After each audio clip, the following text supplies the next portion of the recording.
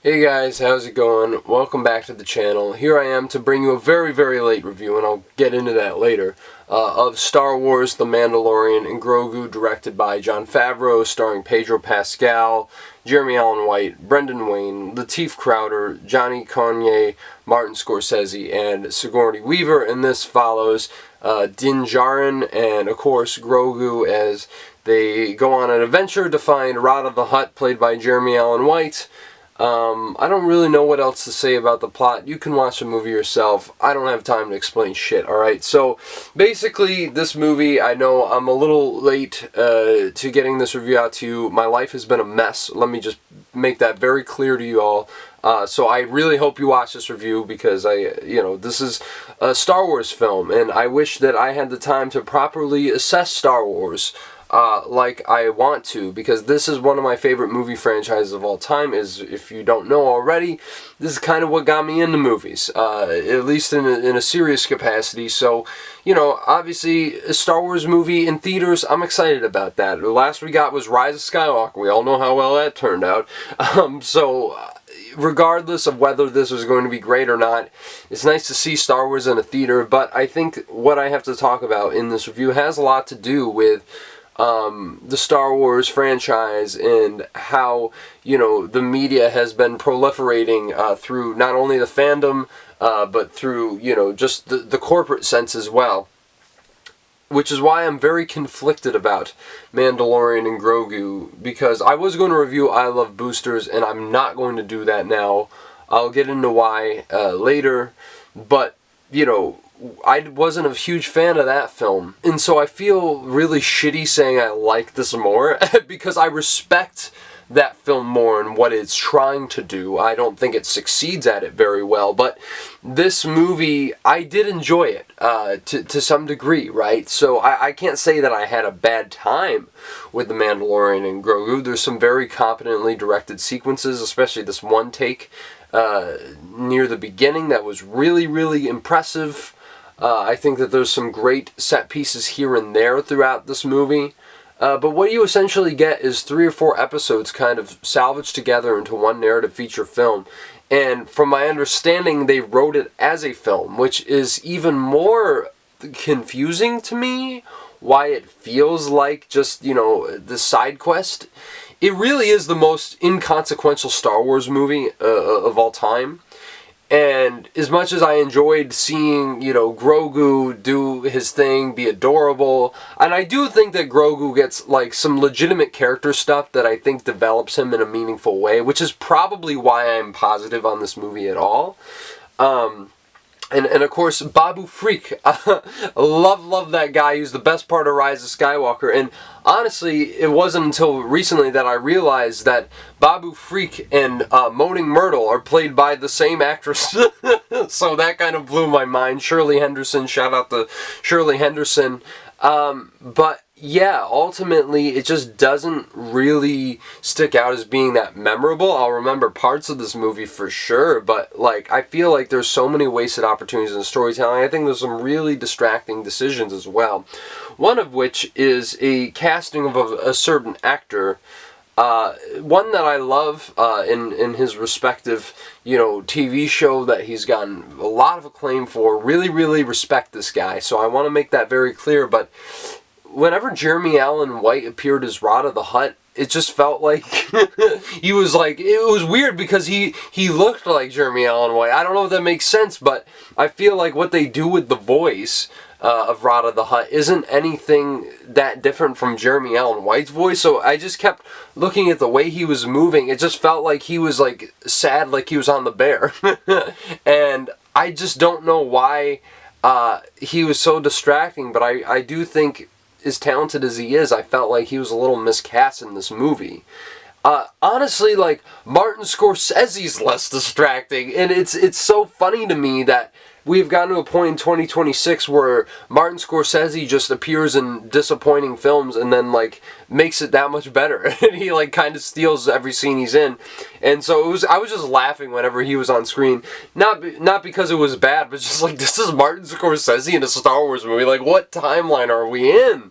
And he was really, really great in his scenes and, you know, added a very charming presence, like I said. But I really don't understand that casting choice of Jeremy Allen White, as talented as he is. And Pedro Pascal, he's doing his thing. But I feel like the series is really kind of, like, dumbed down his character. Not that he is dumb, of course not. I mean, he gets some really badass moments in here, but I get his character arc, you know, of course he kind of evolved into a more caring, understanding individual, but, like, I don't really think that they develop him in any meaningful way in this. It's more of a way for Grogu to kind of get to show that he's growing throughout his journey, you know, as a Mandalorian apprentice. And then, of course, they bring Embo back from the Clone Wars, and they don't really do much with him.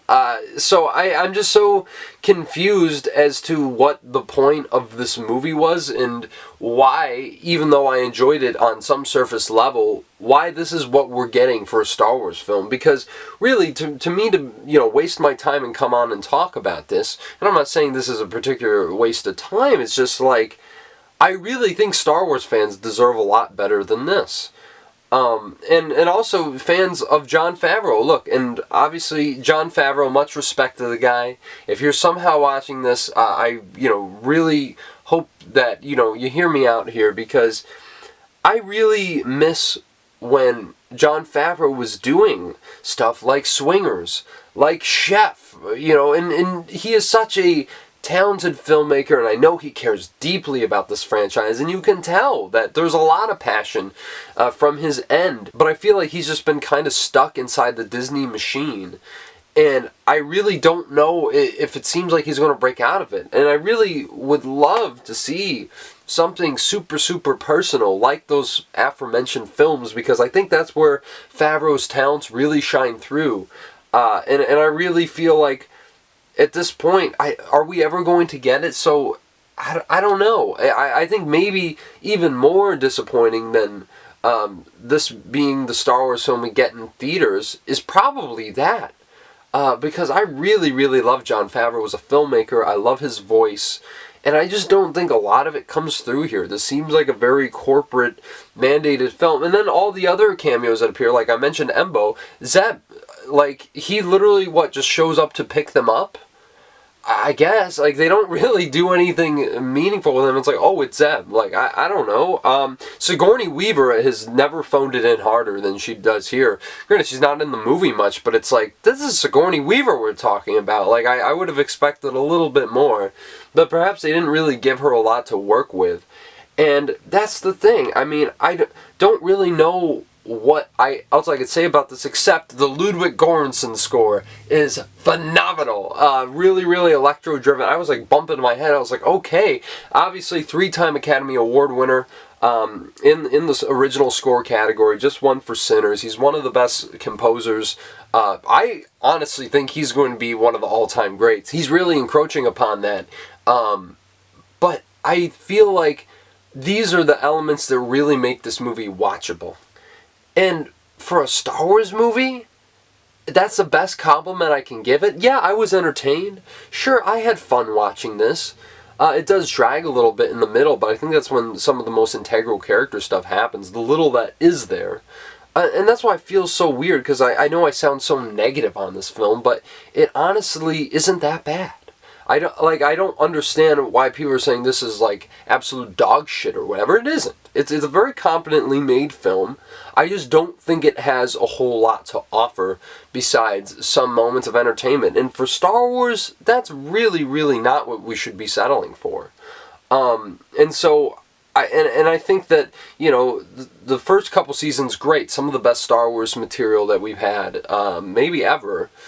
Season 3, you know, I felt didn't substantiate enough character growth to justify a whole season. Sure, the unification of Mandalore was awesome. Those last 2 episodes were pretty great, but I really don't think that they're pushing this story forward in that meaningful way, or they're doing it in such a slow manner that to me it doesn't really come across and really fully justify its existence.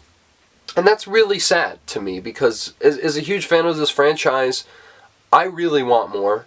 And the fact that the best Star Wars media that we're getting is on television, it's like, hey, cool, like, I'll take anything I get, but really, I think Jonathan Fuji said this, and I do agree with this assessment. It's like, we're really waiting for Sean Levy to save this franchise? Like, I don't know. I just feel so conflicted about the state of Star Wars, and I really, really hope that, you know, things get better, because to wait 7 years just for something that's like, hey, that was fun.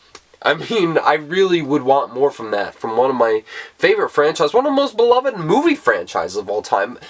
May I emphasize movie franchises, okay? Star Wars used to mean something special, and I really don't know how much meaningful it is anymore to a lot of audiences. I've definitely felt the burnout from Star Wars. I haven't even seen Andor, and I hear the second season is the best thing that Star Wars ever done after Empire Strikes Back. So, I don't know. I'm just at a loss for this one.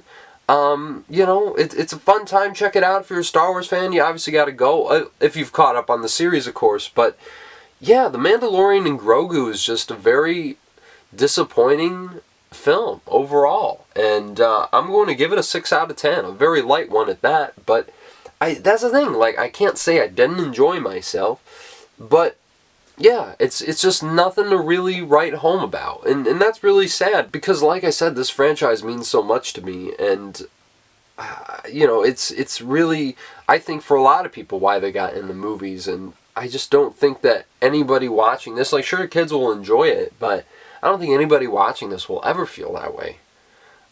So, yeah, I mean, hey, if you did love it, that's great and everything, and let me know what you thought about it, or if you thought it was dog shit. I don't know, like, I'm curious to hear more of the discourse around this, because I completely understand why anybody would be, you know, disappointed by this, and underwhelmed, because I certainly was. But hey, please smash the like button, subscribe to the channel if you want to see more videos like this. And now I gotta take a minute, real talk, guys, because obviously, like, I am so appreciative of all you on here, and, you know, all the support, the community we've grown over the past few years. It really means the world to me.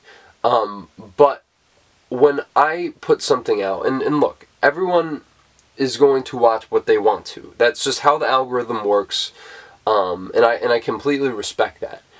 But when I say in Out of Theater Reaction I'm going to review something, I don't want to disappoint the audience and make it seem like I'm lying to them.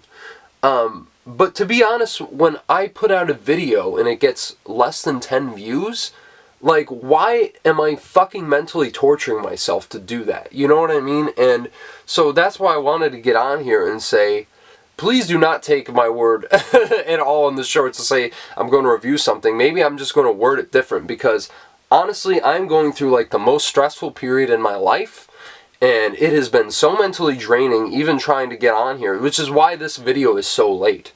And I really cannot promise anything. Oh, well, I will say I will do a review of Backrooms and Tuner, but I really can't promise much beyond that, except some of the big releases, because I really just haven't been able to keep up with everything going on in my life. I'm trying to move. I'm trying to catch up on other movies. I'm trying to do all these things, and I have just been pushing myself to the brink of my sanity.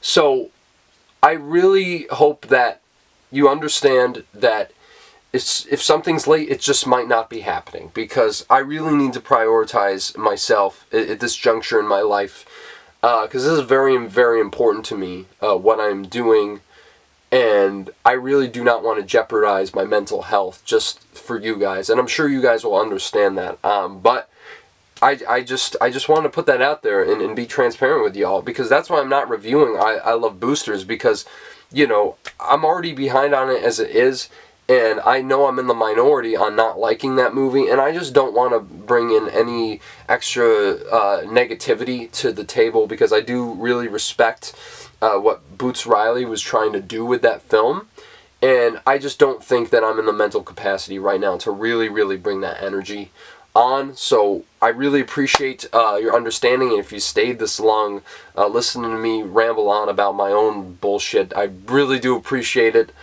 Just please be patient with me, and please, like, I really love the support and that you guys enjoy my videos, and so I want to keep delivering to that level for you. It's just, you're going to need just a little bit of patience with me is all that I ask. So once again, I'm really thankful to y'all for tuning into this video, and I hope to bring you another movie review very soon. Thank you for your understanding, and I will talk to you soon.